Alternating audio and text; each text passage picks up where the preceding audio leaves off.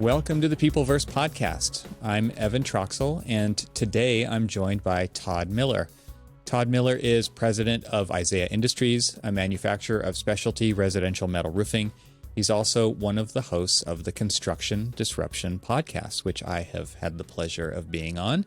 And so we'll definitely talk more about that.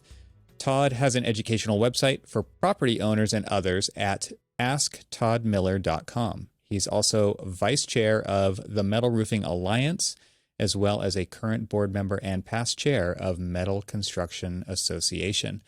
So, Todd, welcome to Peopleverse. It's great to have you. Thanks for joining. Hey, thank you for the opportunity. I'm looking forward to the conversation. I already mentioned it here. Why don't we talk about this first before we jump into the theme of this season of Peopleverse? But let's talk really quickly about Construction Disruption podcast. It is a tongue twister of a title, as we just witnessed. So I did have the honor of being invited by you and Seth to be on that show. And maybe you could just give a little bit of background of what that podcast is all about and tell us why you're doing it. Sure. And your episode is still out there and one of the best ones we've done. So we're heading up close to almost 2 years. So we've got about 85 episodes recorded and nearly that many released at this point. So our goal from the beginning was to have a show that would really kind of work to uncover the future of design, construction, remodeling. And so we've had a wide variety of guests, many from the design field, such as yourself. We've also had some manufacturers of innovative products be on the show. We've had some shows that have focused on new opportunities in tech that are starting to influence the construction industry. We've had episodes that have talked about safety. I mean, just, anything that we think is going to have an impact and a disruptive impact in the future on design and construction. And so it's been a lot of fun. The biggest thing I've enjoyed, which I'm sure you do with your shows as well, Evan, is just the opportunity to meet people and to learn from them, to see what people are doing and see what new things are out there. So construction-disruption.com. Awesome. And we'll put links to the podcast and the YouTube channel in the show notes so people can follow along. With your audience, the intended audience of that, is it really inside the building industry on all sides of the table there?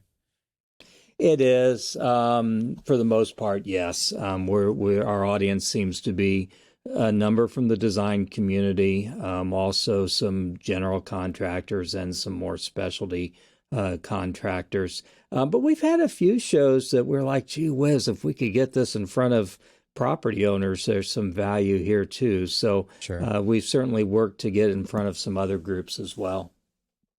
Well, I appreciate the effort that goes into creating a show like that and the marketing of it and the promotion of it.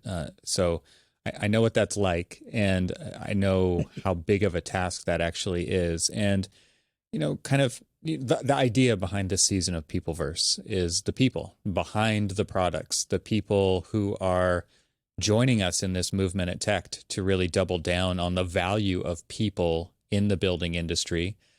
And so what you're providing with the posts that you do on LinkedIn, with there we go again, with Construction Disruption podcast, I mean, I think we're in alignment, right? The value that people bring. Obviously, you're not interviewing ChatGPT on your show. Mm-hmm. You're interviewing people to disseminate information.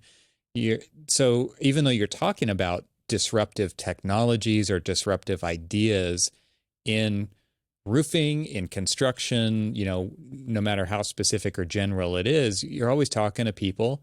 And so maybe let's start there around this main theme of celebrating you and people of the industry, to just talk about how you see that. Like where does that lie with your view of our industry?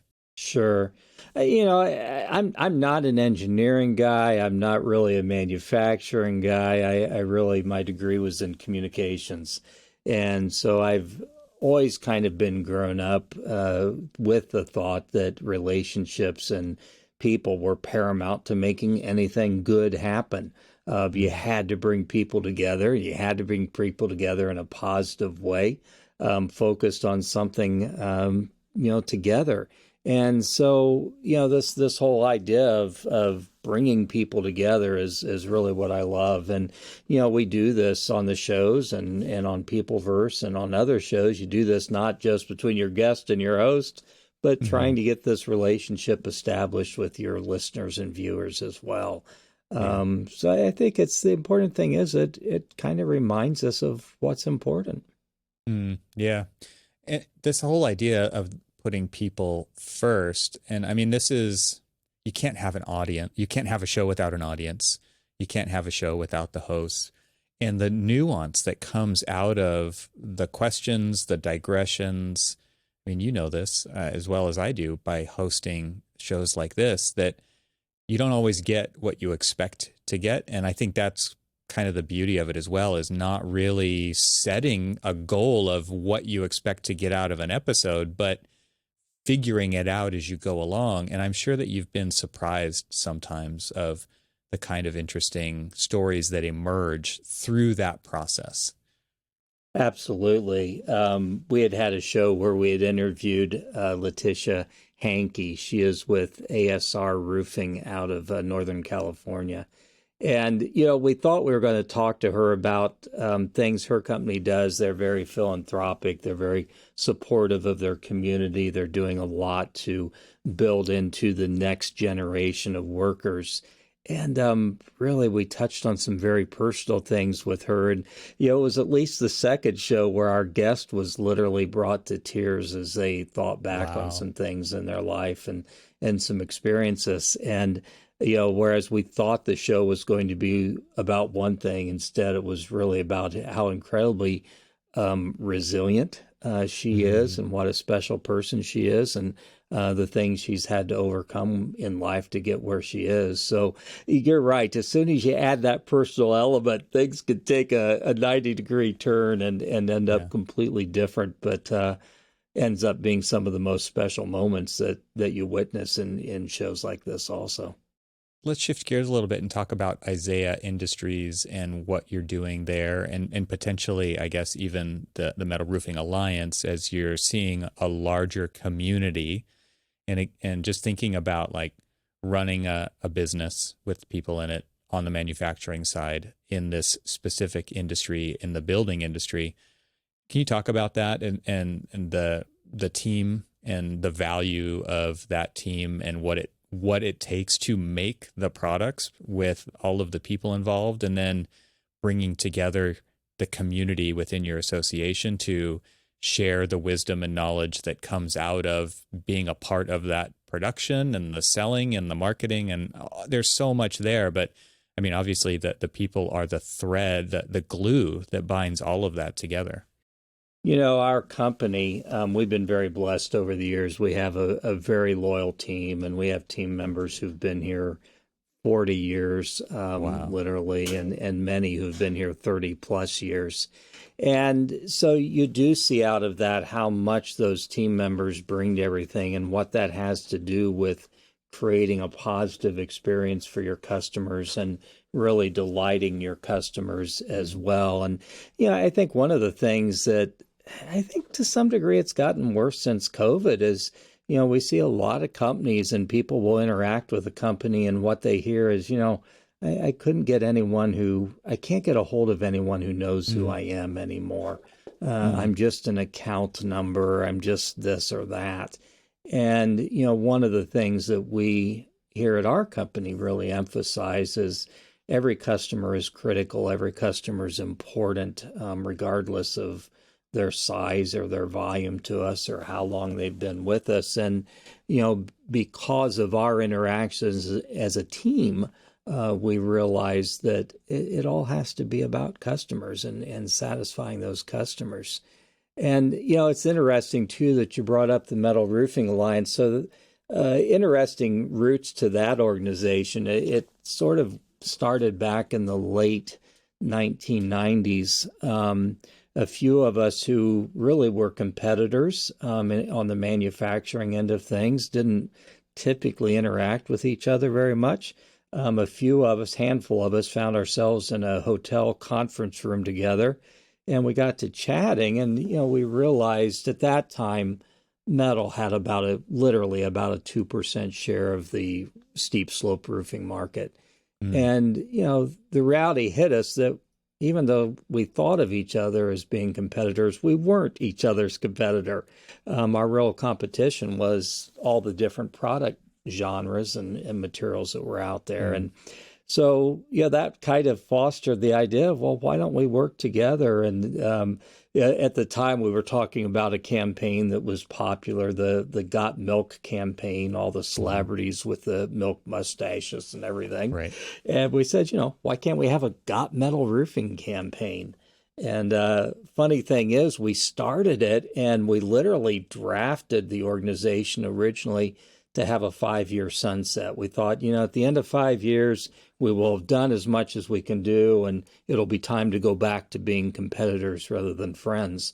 Wow. At the end of 5 years, I was like, we really like each other. We enjoy this. And so, Wow. the organization is, pushing 25 years at this point. And in the meanwhile, the share of metal roofing has jumped up into about 17% of the steep slope market. So significant strides in market share over those years. And, I think a lot of it has been because of that organization and really just people working together. Wow. Wow. That's incredible. That's a huge jump. And it is It interesting. is. You're an alliance, right? Like you said, let's come together. What could we call this thing? Yeah. It's an Yeah. alliance. And the idea of Got Milk, just a quick aside story. I heard a funny story. I think it was Steve Jobs who talked about the success, and I think he was vegetarian, if not vegan. So it's not like he had any interest in milk at all, but the marketing obviously he was a marketing genius.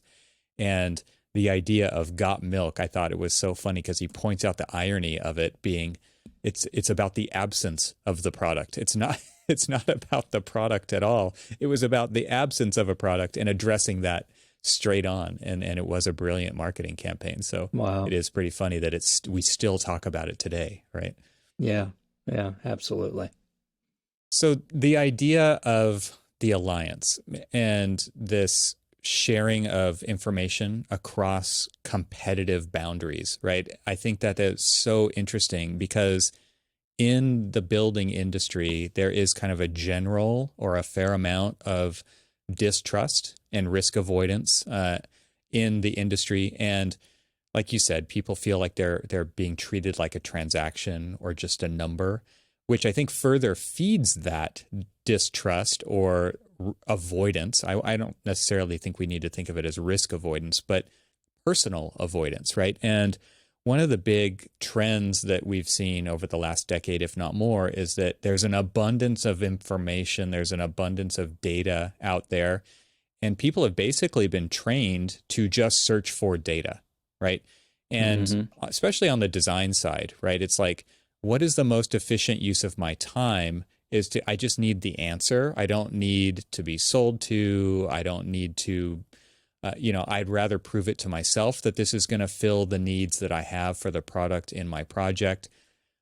We take the exact opposite position at Tect. And I think this is why we're talking to each other. I think we agree on this, which is that is doing a bigger disservice to the industry than a service to the industry because of the wisdom that's locked up in people, and not locked up in a bad way, but that's where it is. That's where the wisdom of using products over many different usage types, the years in service, the experiences that people have with different installations and regions, and there's so many nuanced aspects that go into your product category, but every other product category out there as well.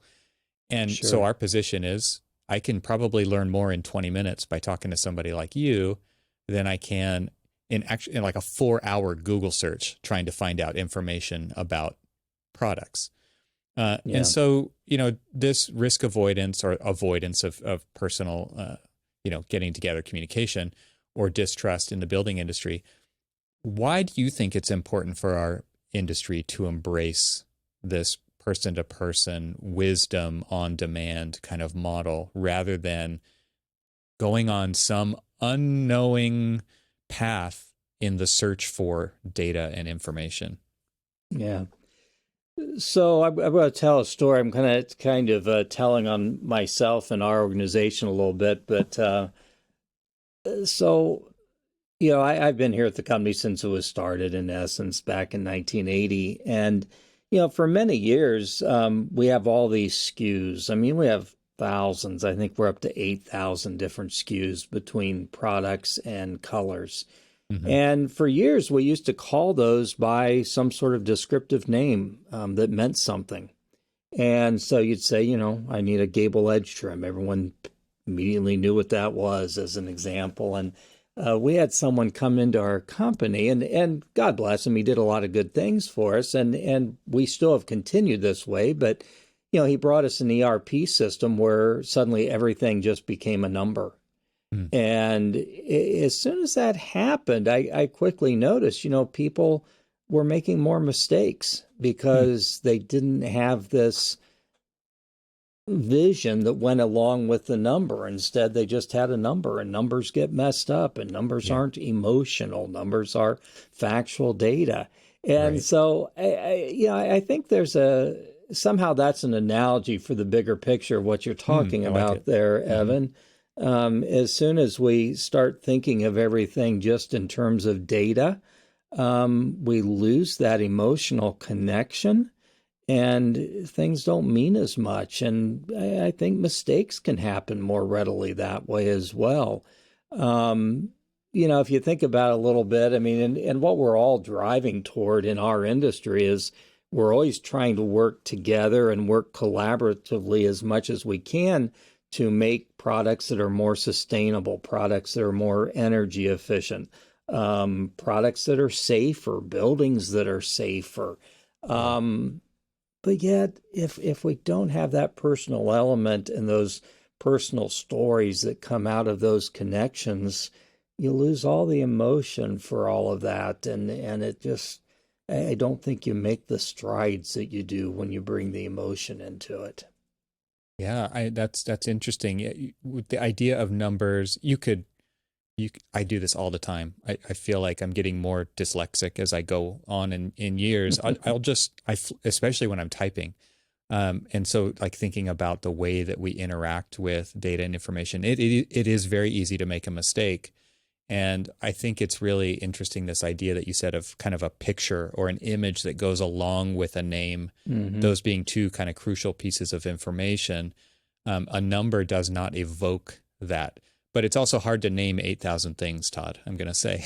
Absolutely. Yeah, it is. And so Coming, I totally respect the direction that we ultimately had to go, but there are right. still times that, I'll be working with our team, and, they'll be referencing part numbers, and I'll have to step back and say, okay, now let me tell you what that part is, and how it's really used. And, that gives you the context that a number can't give you. That is the perfect segue right there well, maybe it's just the lead that we're actually trying to get to, which is the wisdom behind the information, right? And so, yeah, there's a part Mm-hmm. number, here's a thing, but let me tell you how it's used. Let me tell you why that thing exists is really, to me, the gold nugget that everybody's panning for when they're going out and looking for this stuff, because there's so many times where I think I have found the answer, but I don't even know the right question to ask for that to really be appropriately used. And I think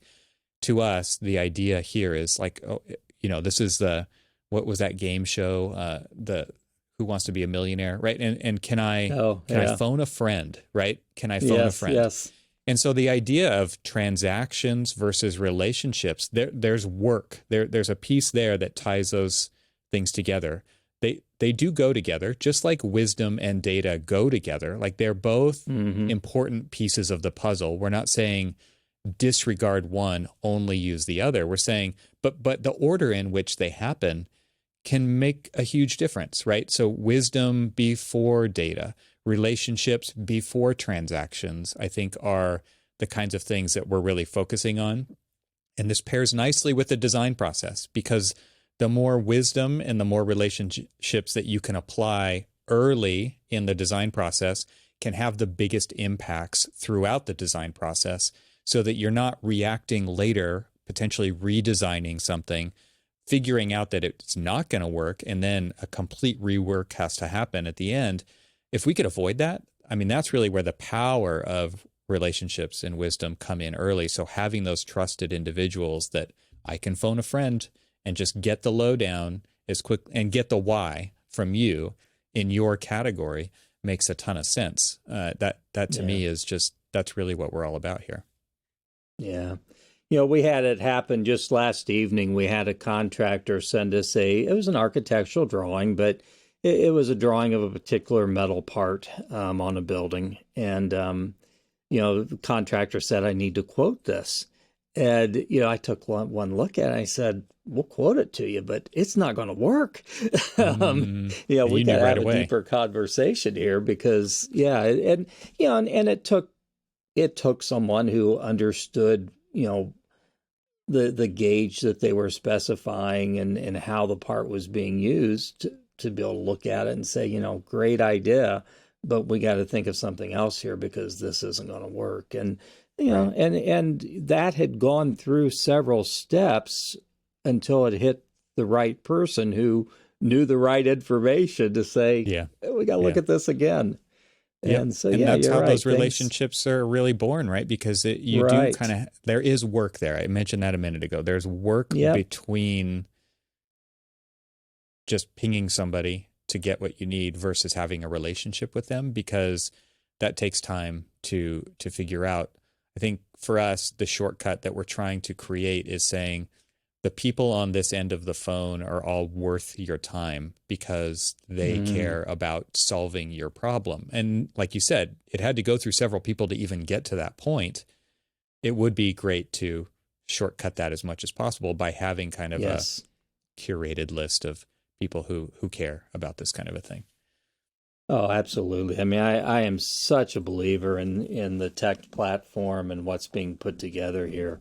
You know, let's use the tech in a good way, being Tect, use it in a good way that brings people together faster, more efficiently, and just really sort of expedites that process to get the right people connected at the right time.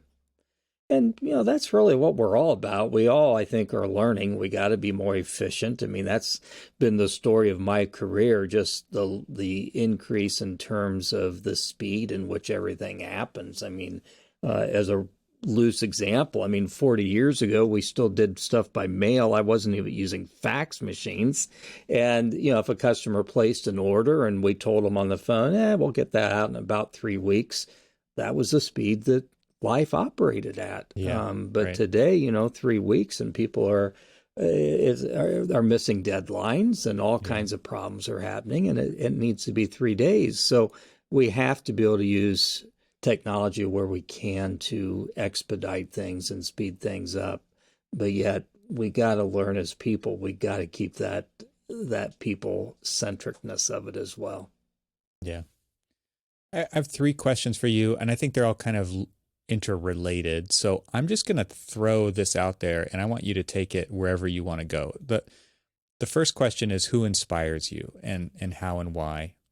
Who was the first person who enabled you to get your hands dirty in this industry, and who's been a mentor for you? Did you seek them out or the other way around?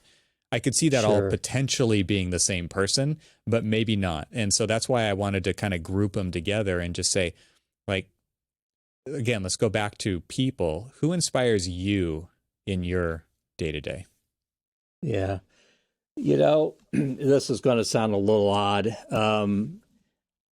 And heck, there are all kinds of inspirational people out there, and my faith plays a big role in that as well. But you know, ordinary people are the ones who inspire me. Mm, I belong to a church community, and it's a what I call a downtown community. Many of the members of our church are what society would call marginalized. We have a lot of folks who are in recovery, and those ordinary people inspire me because they will be the first to take the time to sit down and get to know you and Mm. to wonder what's going on in your life and to ask questions or whatever it takes to inspire you at that time, rather than just kind of push through and be real transactional. And so Mm. I guess right now at this point in my life, and heck, like all of us, that's changed at different points, but I've really been focused a lot on just being inspired by ordinary people who Mm. care. And so, again, it's a church community, a faith community. So a lot of them are kind of following their faith and trying to be followers of Christ in the midst of that. But it's just ordinary people who care about each other, and that's where a lot of my inspiration is right now. I think you asked me, who let me get my hands dirty in this Yeah. industry. Oh, that was my dad. There's no doubt about that. Here I am, a 22-year-old punk kid, and suddenly being sent all over the country to go out and just learn from people, and being able to do a little bit of teaching along the way, but a lot of it was he just sent me out to learn how our industry worked. And again, you aren't going to learn other than from people. And Yeah. so it was definitely Dad that played a big role in letting me get into this industry in the first place. So was he your mentor, or who has been a mentor for you? I've had, I don't know if I would say my dad was necessarily a mentor. I mean, I guess he was, but it was certainly nothing formal. I've had one fairly formal mentoring relationship in my life. It was a gentleman by the name of Chuck Price, and he built into me a lot with ideas of leadership, and how you be a good leader and how you care about your people and that type of thing. And forever grateful and indebted to him. But I think too, the thing that I have always tried to do, and I encourage other folks to do, is look for anyone in your life. Everyone out there can teach you something. Mm. And look for anyone who might have something that they can teach you. And so, the number of folks along my path and along my career who, whether they do it or not, have built into me in positive ways is just huge. I think of another leader in the metal roofing industry, a gentleman by the name of Dick Buss, and technically he's a competitor, but I spent a lot of time with him at trade association meetings and things. And the guy is just brilliant. I just love Mm. listening to his wisdom and learning from him. There was another gentleman named Mark Engel who I've worked with a lot over the years, and again, a lot of wisdom came from him. And then I think of some of the writers I follow. I think Patrick Lencioni comes to mind real quick, and some of the other authors out there that you can learn from those folks, and sometimes someone through the words in their book can be your mentor also. Mm. Yeah, absolutely.